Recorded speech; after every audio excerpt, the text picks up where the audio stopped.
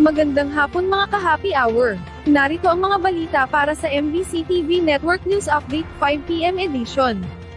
DOH minamadali na ang paglalabas ng revised MyFit guidelines. Yan ang MBC TV Network News ni Jackie Resho. Libre na ang pagpapagamot sa mga Department of Health hospitals at hindi na kinakailangan ng guarantee letter mula sa mga opisyal ng gobyerno. Sa panayam sa programang 2x2 sa DZRH, sinabi ni Health Secretary Ted Herbosa na bukod dito maaari rin humingi ng tulong sa kanilang ahensya ang mga makonfine o nagpapagamot sa mga LGU at private hospital. Ito ay sa tulong ng programa ng DOH na Medical Assistance to Indigent and Financially Incapacitated Patients o MAIFIP na ngayong taon ay pinondohan ng 51 billion pesos. Medical assistance for indigent and financially incapacitated patients. MAIFIP. MAIFIP. Oo, pinopondohan yan ng tax money. Tao rin ng pera din ng taong bayan yan. Ginamit na tax money, inallocate po ng ating mga legislator, senator at congressman. Every year po yan, nasa budget natin. At madalas, dinadagdagan po yan ng additional billions. This year, sa 2026, yung kakapirma lang ng ating presidente, 51 billion po ang medical assistance for indigent and financially incapacitated patients. Babalangkas na lamang ng Implementing Rules and Regulation o IRR ang DOH para sa pagpapatupad ng MAIFIP na ayon sa kalihim ay para matiyak na patas at magiging equitable ang programa, ibig sabihin na magagamit ang pondo para sa lahat ng Pilipinong mangangailangan nito. So, very important yung rules, no? Yung fair na ang ilalatag nating implementing rules ay fair, just at equitable, no? Para lahat ng talagang nangangailangan. So, ang mabibigyan talaga, indigent ka at saka financially incapacitated. Siguro middle class ka pero napakamahal nung procedure or gamot na kailangan mo, talagang tutulungan ng pamahalaan yan para hindi naman mapahamak ang inyong finances. Nilinaw naman ni Herbosa na habang hindi pa nailalabas ang panibagong IRR ng MAIFIP ay magagamit pa rin ang mga naibigay ng guarantee letters sa mga ospital. Samantala sabi ni Herbosa na minamadali at inihahanda na nilang mailabas ang IRR sa buwan ng Pebrero. May mga hawak na GL ngayon, yung hindi pa nagagamit.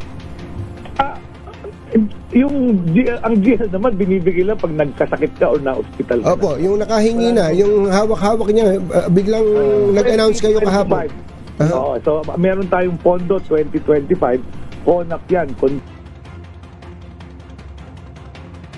Yung mga natira ng pondo. So pwede pa rin yun. Ay, implementing rules and regulations of MAIFIP. Pero once inilabas ko po yung bagong implementing rules of MAIFIP, masasagip natin yan. Kailan yun? Kailan yun, Secretary? Siyempre yung current rules na ang gagamitin sa continuing appropriation. Hindi ba kailan po ilalabas yung bagong rules? Patakaran na bago na susundin. Kailan nyo ilalabas yun, Secretary? Ang plano ko mailabas ng middle of February. Para sa MBC TV Network News, ito si Jackie Resho ng DZRH, una sa Pilipinas, una sa Pilipino.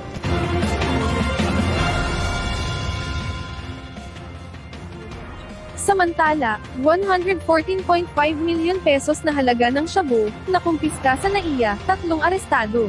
3 katao na may dalang ilegal na droga ang naaresto ng mga tauhan ng NAIA Interagency Drug Interdiction Task Group sa NAIA Complex, Pasay City. Nadakip ang mga ito sa isinagawang interdiction operation sa Fairfax Center kung saan nabawi ang 16,848 gramo ng methamphetamine hydrochloride o shabu na nagkakahalaga ng 114,566,400 pesos. Kinilala ang mga nahuli sa mga alias na LA, isang broker representative at residente ng Caloocan City, FS, isa ding broker representative at residente ng Pasay City, at EF, isang porter at residente ng Manila City.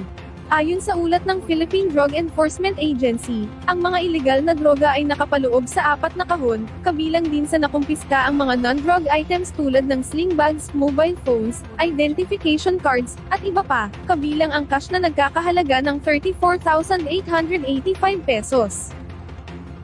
At yan ang mga balita para sa MBC TV Network News Update 5 PM edition. Samahan ninyo kami bukas, mula alas 9 ng umaga, hanggang alas 5 ng hapon.